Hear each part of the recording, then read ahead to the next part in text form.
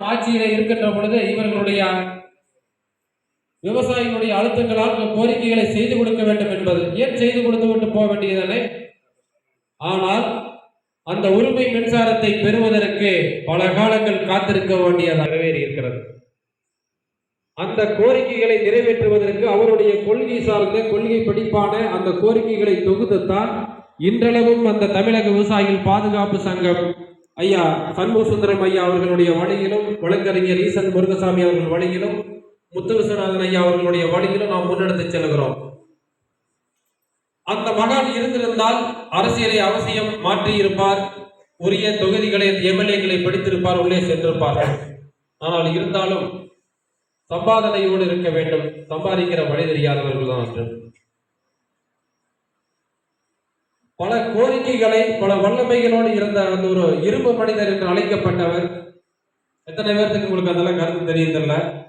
நாராயணசாமி நாயுடுக்கு வைக்கப்பட்டிருந்த அந்த சிறப்பு பெயர்கள் இரும்பு மனிதன் என்று சொல்லப்பட்டார்கள். தென்னகத்தினுடைய காந்தி என்று அழைக்கப்பட்டவர் அவர்.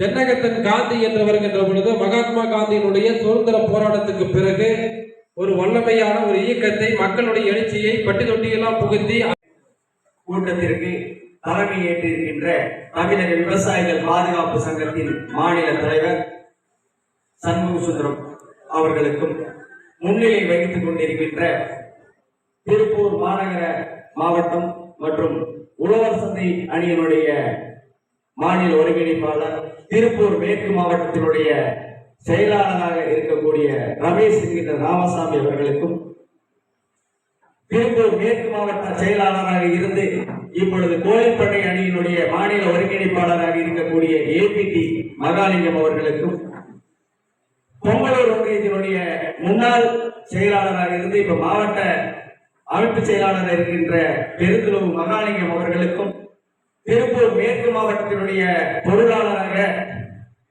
பொறுப்பேற்று இப்பொழுது சிறப்பாக பேசி அமர்ந்திருக்கின்ற அண்ணன் கனகராஜ் அவர்களுக்கும், பொங்கலூர் மேற்கொன்றியத்தினுடைய செயலாளராக பொறுப்பேற்று புதிதாக இந்த